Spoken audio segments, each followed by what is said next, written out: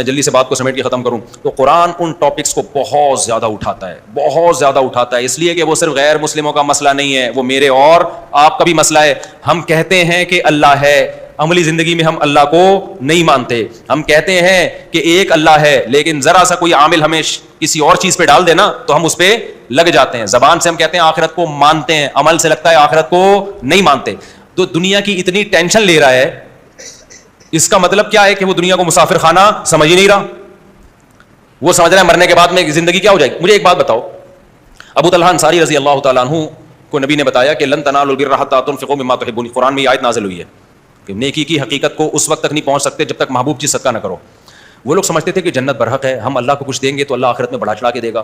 حضرت ابو طلحہ یہ آیت نازل ہونے کے بعد آئے, عرض کیا یا رسول اللہ, اللہ نے فرمایا میرا پورا باغ صدقہ.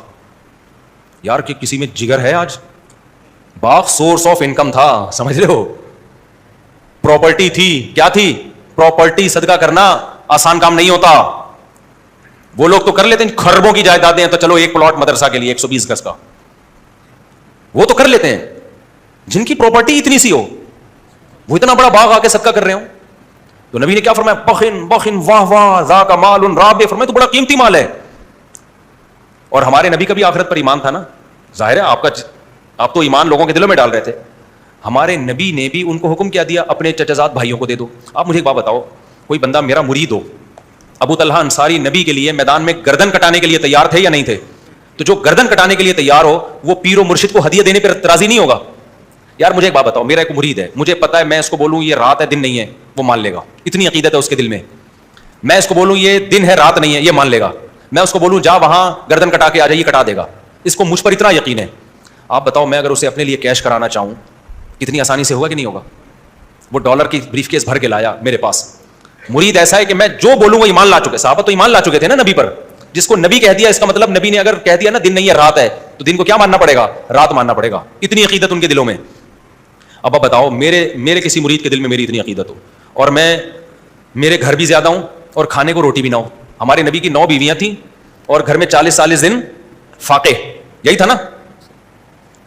فرض کرو میری کنڈیشن یہ ہو کہ میرے گھر میں 4 ہیں اور گھر میں فاقے چل رہے ہیں, کھانے کو دھیلے گا نہیں ہے میرے پاس. میرے پاس ایک میرا مرید آتا ہے جو میرے کہنے سے دن کو رات اور رات کو دن کہہ دیتا ہے. میں اس کو بولوں جا ٹرک کے نیچے آ جا, مار لے اپنے آپ کو, قتل کر دے, وہ اس کے لیے بھی تیار ہے. میں اس کو بولوں جا فلاں جگہ جا کے گردن کاٹ دے, وہ اس کے لیے تیار ہے. اب وہ ڈالر کی پوری بریف کیس بھر کے لایا اور کہنے لگا اللہ نے کہا ہے کہ اللہ چاہتا ہے کہ بہترین مال اللہ کی راہ میں نکالو, تو آپ بتائیں میں کیا کروں, آپ کی خدمت میں, آپ کے حوالے, آپ جو کہیں گے وہ ہوگا. میرے دل میں ذرا سی بھی لالچ ہوگی نا, اور مجھے اپنی باتوں پہ خود اگر مجھے یقین نہیں ہوگا, میں جنت کے فضائل صبح شام سنا رہا ہوں گا, لیکن میرے دل میں ذرا سا چور ہوگا, پتہ نہیں یار ہے بھی کہ نہیں ہے. یار میں ان کو بتا تو رہا ہوں کہ جنت بہت زبردست چیز ہے, ایسا نہ ہو کہ ذرا سا بھی چور ہوگا نا میرے دل میں, میں کہوں گا یار پیسے کمانے کا اس سے بہتر آپشن مجھے اب دوبارہ نہیں. تو میں کہوں گا بھائی مجھے دے دو, کیونکہ شیخ و مرشد کو پیسے دینے سے اللہ بہت خوش ہوتا ہے. جبکہ شیخ و مرشد کے گھر میں فاقے چل رہے ہوں, اور شیخ و مرشد جو ہے جس نے تمہیں ہدایت دی ہو, اس پہ خرچ کرنے کا جو ثواب ہے نا, او ہو کہیں بھی نہیں. اور مجھے یقین ہے پوری بریف کیس پکڑا کے چلا جائے گا, پوچھے گا بھی نہیں. لیکن اگر ایسے موقع پہ میں اسے کہہ رہا ہوں, میرے دل میں آتا ہے کہ یار جتنا اس کے لیے جنت میں جانا ضروری ہے اتنا ہی میرے لیے بھی. مجھے اللہ نے اس کا رہبر بنا کے بھیجا ہے, اور قرآن بار بار رشتہ داری جوڑنے کا حکم دیتا ہے. تو آج بہترین موقع ہے کہ اس کو میں رشتہ داری جوڑنا سکھا دوں. تو میں کہوں گا اپنے چچازاد بھائیوں کو دے دو جا کے, تاکہ تمہیں پتہ چلے اسلام میں رشتوں کی کتنی ویلیو ہے. خدا کی قسم محمد صلی اللہ علیہ وسلم نے جو 23 سال میں انقلاب دنیا میں لے کر آیا نا, یہ سیرت تھی نبی کی, جس کو دیکھ کے صحابہ کرام نے ایسی آگ بھری ہے, ان کو یقین آ گیا کہ واقعی جنت برحق ہے. اس لیے کہ جو جنت کے فضائل سنا رہا ہے وہ جنت کا سب سے زیادہ مشتاق ہے, اور وہ پریکٹیکلی کر کے دکھا رہا ہے کہ مجھے اللہ کے وعدوں پر جتنا یقین ہے اتنا تمہیں نہیں ہو سکتا. آج جو لیڈر ہے نا, لیڈر جو پیر و مرشد بنا بیٹھا ہوتا ہے, مریدوں کو پتا ہوتا ہے سب سے زیادہ دنیا کی محبت اسی کمبخت کے دل میں ہے. ہمارے ٹکڑوں پہ تو چل رہا ہے یہ سارا, تبھی ہر بیان میں مرید پیر پہ خرچ کرنے کے فضائل آ رہے ہوتے ہیں. بعض تو ایسے پیر ہے, میں نے کسی مرید کو بھیج دیا ان بزرگ سے جا کے بیعت ہو جاؤ. وہ 2 نمبر پیر, مجھے کیا پتا تھا, میں سمجھتا بھائی ماشاءاللہ بڑے نیک ہیں.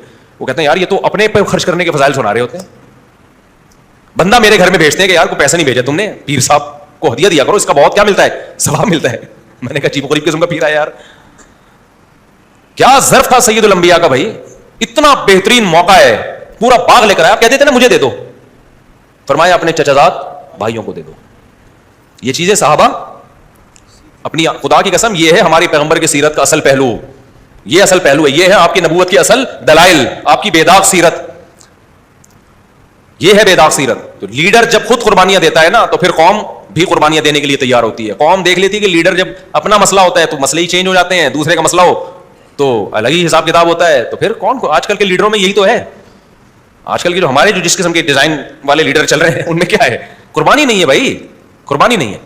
تو کیسا نبی صلی اللہ علیہ وسلم کا آخرت پر ایمان. غزوہ احد میں جب صحابہ کے قدم اکھڑے ہیں, کیسا حملہ ہوا ہوگا نا کہ صحابہ کے قدم اکھڑ گئے, لیڈر کے قدم نہیں اکھڑے, اور آپ کے دانتوں پہ پتھر آ کے لگ رہے ہیں, دانت مبارک آپ کے ٹوٹ گئے. تو صحابہ یہ دیکھ رہے تھے کہ بھائی جو یہ جنت کی باتیں کر رہے ہیں نا, اگر ان کا مقصد دنیا ہوتا, معاذ اللہ جھوٹ بولا ہوتا انہوں نے, تو آج یہ میدان میں اکیلے نہ ڈٹتے, کیونکہ دنیا کے لیے سب کچھ کر رہے ہیں نا. تو پھر دنیا ہی جب جا رہی ہے بھائی, قتل ہی ہو رہے ہیں, تو پھر کیا فائدہ. اور یہی حکمت تھی ہمارے نبی صلی اللہ علیہ وسلم نے غربت کو اختیار کیا. اگر آپ دولت کو اختیار کر لیتے وہ بھی جائز تھا, سلیمان علیہ السلام کے پاس دولت نہیں تھی کیا. ہمارے نبی نے غربت کو اس لیے اختیار کیا کہ آپ آخری نبی ہیں. آخری نبی نے اپنی طرف اعتراضات کی جو انگلیاں تھیں نا, جو آپ کی طرف اٹھ سکتی تھیں, ان تمام اٹھنے والی انگلیوں کا راستہ بند کر دیا. ایسی سیرت کے کوئی اعتراض کر ہی نہ سکے آپ کے اوپر کسی بھی طرح سے, ورنہ آپ دولت بھی تو رکھ سکتے تھے, اللہ نے اختیار دیا تھا آپ کو, اور جائز بھی تھا. صحابہ کرام نے دولت نہیں رکھی, دولت بری چیز ہوتی تو ہمارے نبی صحابہ کو رکھنے دیتے, خود نہیں رکھی, فرمایا فاقوں میں ہی رہوں گا میں, تاکہ کوئی انگلی نہ اٹھا سکے کہ یہ سارا معاذ اللہ آپ نے سیٹ اپ بنایا تھا دنیا کمانے کے لیے. نہ بھائی, ہمارے نبی کی سیرت سے پتہ چلتا ہے اس میں دنیا کی محبت کا کوئی دخل نہیں ہے. ایک اور میں مثال دے کے, ابھی اذان کا ٹائم ہو رہا ہے, بس جلدی سے مثال دے دوں. آپ مجھے بتاؤ, میں اگر کہیں پڑا ہوا ہوں غربت میں, میرے مریدین آئیں اور دیکھیں کہ استاد جی کو تو ہم سمجھتے تھے لینڈ کروزر میں گھوم رہے ہیں, میں سمجھتے تھے ریوو میں گھوم رہے ہیں, اور یہ آج استاد جی کے گھر میں آئے تو نہ بیٹھنے کے لیے صوفہ, نہ چارپائی, کھجور کی چٹائی پہ استاد محترم بنیان پہن کے لیٹے ہوئے ہیں, اور استاد جی کے جسم پہ اتنے نشانات, پیر و مرشد کے جسم پہ. تو میرا کوئی مرید آئے اور کہے ہائے استاد جی آپ کی یہ حالت, تو میں کیا کہوں گا, بہترین موقع ملا ہے, مرید بھی کروڑ پتی ہو, میں کہوں گا یار میرا اسٹائل ہی ہوگا, کیا کریں یار, بس اصل میں بس اسی میں خوش ہیں, اللہ نے دیا ہوا ہے, کیا کہ لوگوں کے سامنے بات تو نہیں پھیلائیں گے نا, مانگنے کا پھر یہ اسٹائل ہوگا نا کہ یار اب آپ دیکھو, اب میں کیا, میں بھیک مانگوں, بس ہے جو ہے مجبور ہے, تو وہ لے گڈی نکال کے دے گا, اچھا مجھے تو پتہ چل گیا, یہ رکھیں آپ, یہی ہوگا نا. ہمارے نبی کے ساتھ ایسا نہیں ہوا. حضرت عمر نے جب نبی کو دیکھا کہ گھر میں تو کچھ بھی نہیں ہے, تو ہمارے نبی کہہ سکتے تھے کہ عمر میں لوگوں کو اپنی حالت کیا بتاؤں بھائی, کچھ بھی نہیں ہے, مجبوری میں اب گزارا کر رہے ہیں, میں لوگوں کو منع کرتا ہوں بھیک نہ مانگو, لوگوں کے سے ہاتھ نہ پھیلاؤ, اللہ سے مانگو, تو میں اب کیا, میں بھی تو اللہ سے مانگوں گا. تو حضرت عمر جاتے ابو بکر عثمان کو لے کے آتے, بھائی اب تعاون کریں. نبی نے کیا فرمایا, فرمایا عمر میں تو تجھے بڑا عقل مند سمجھتا تھا, ہے بھائی تو میری حالت پہ ترس کھا رہا ہے, کیا تجھے پتہ نہیں ہے دنیا مسافر خانہ ہے, یعنی اب تک میری تربیت سے اتنا بھی تو متاثر نہیں ہوا ہے بھائی. ایک بات کب سے سمجھا رہا ہوں, مسافر خانہ ہے, مر کے یہاں سے جانا ہے, تو عمر تجھ میں تو مجھے ترس کیوں آ رہا ہے, آخرت ہے بھائی ہمارے لیے. اگر یہ سوچ کے ترس کھاتا ہے کہ کتنی آزمائشیں نبی پر آئیں گی, سمجھ میں آتا ہے بھائی اس پہ کہ میرے پاس پیسہ نہیں ہے, اس پہ تم مجھ پہ ترس کھا رہے ہو. عمر تجھ سے یہ توقع نہیں تھی. یہ اس کی علامت ہے کہ بھائی جو پیغام لے کر آئے ہیں نا اس پہ قائم ہے. سمجھتے نہیں ہو بات کو, جب نہیں پڑھو گے رات کو تو نہیں سمجھو گے. اللہ تعالیٰ عمل کی